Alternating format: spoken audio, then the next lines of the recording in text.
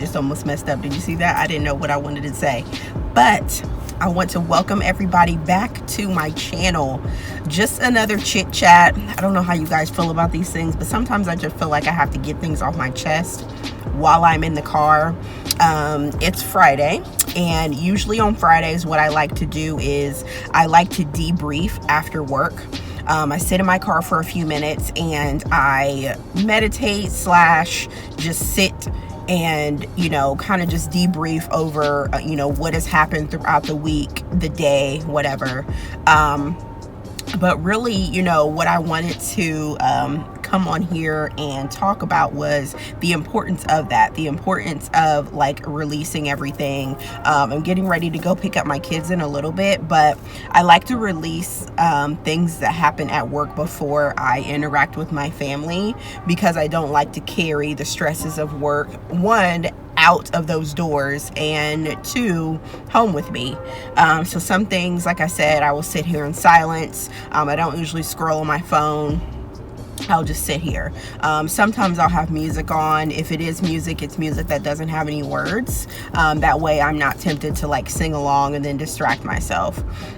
This week, has been, I feel like a lot of things has happened over the week, and it went by really fast. But I feel like overall successfully have overcome the things that have happened over the week. A lot of reminders of my goals, a lot of just, bringing me back to the reason why I am doing the things that I'm doing, making the moves that I'm making in my life. And I hate to be general about it, but there's just some things that I'm not ready to share right now. But, overall, I feel like it was a good week. Something had occurred earlier this week financially that would have usually caused the old me to probably break down and be upset. But when, in the grand scheme of things, I had given all of the stresses about finances, I had prayed about those things and released them. And so when things come to me financially, I just have to remind myself that there's no sense in me getting upset. Getting upset about the situation is not going to pay the bill. It's not going to cause the problem to go away.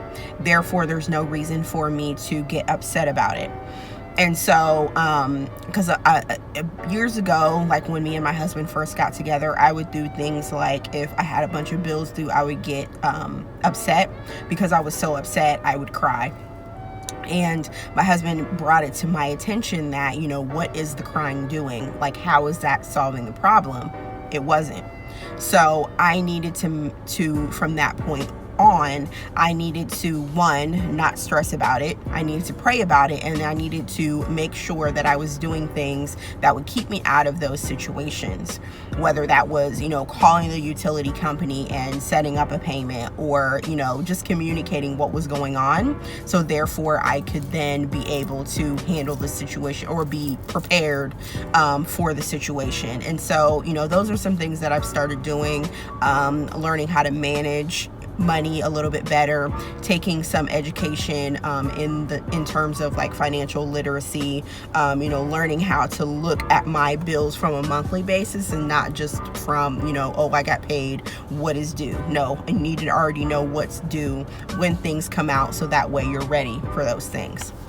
And so, just overall, I feel like that has helped me with my finance. I'm not saying everything's perfect. It's a work in progress, but yeah, so back to what happened this week. There was something that came due, and I was like, I'm not quite sure, because we had already gave the company a sum of money, and they were telling us that we needed to give them more. And I got a little upset, because I'm like, okay, why didn't you tell us this before, yada yada yada. But it didn't matter. Those questions didn't matter. What mattered was it needed to be paid, period. So I told my husband about it, and he was like, oh, well, I had already planned on paying XYZ, whatever the amount was. And I was just like, I'm just so thankful that, things just work themselves out without me getting upset, without me crying and woe is me and all of these things. And I just have a spirit of gratitude over my life overall, I mean, this last months, years, things like that. And I just have to keep that at the forefront so that way I am not quick to react in anxiousness, in fear, getting upset, things like that. Other than that, not too much going on. I have, since my husband's aunt has moved here to Ohio, I've had so much more time to myself. I've been able to read, I've been able to learn things, I've been able to have just time to myself, and it has been great. And I mean, us as mothers, I was just telling my coworker, because she felt bad because her daughter wanted to stay home, but it was their weekend to stay with their dad, and she felt bad that she wanted to be home by herself. And I'm like, you know, we carry a lot of things, and I'm not going to go into detail about her situation, but I told her, I said, you got a lot going on right now. Do not feel guilty for wanting time to yourself. Our kids know we love them. The people in our life know we love them. Do not apologize for taking time for yourself, ever, because we need it. You're not, you know, telling them you don't want them in your life. You're just saying, I just need this time for myself. And you should never apologize for that, because we need to be able to keep ourselves mentally on point. So, you know, you need those times to yourself. And that's something that I've had to come to realize, because before my aunt moved up here, you know, we never really had anyone to take our kids all at the same time. And since that's been happening, it's been, you know, wonderful. You know, I love my kids, of course, but yeah, being able to have that quiet time has been great. So, you know, if anyone needs to hear that, do not apologize for quiet time if you're able to have quiet time. And if you're not able to have quiet time, if your, you know, life is not set up to where you have someone that's able to take your kids, make the most out of it. That's what I did when I didn't have someone that was here to take my kids. I'm sorry, y'all, I'm like thirsty. When I didn't have someone that was here to take my kids, I just had to make the most of the quiet time I did have after they went to sleep. You know, if my parents took them for a few hours, if my husband wanted to take them I don't know, somewhere for a few hours, I would just take that time to just be with myself. And so, you know, and I mean, it's great. You get to know yourself and things like that. We don't need to go into that. We've had conversations about self-care all the time. But I just had to come on here and just recap, brain dump with all of you.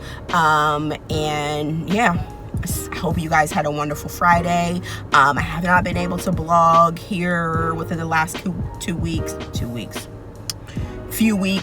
but I've been tied up with some other things, but I will be doing that.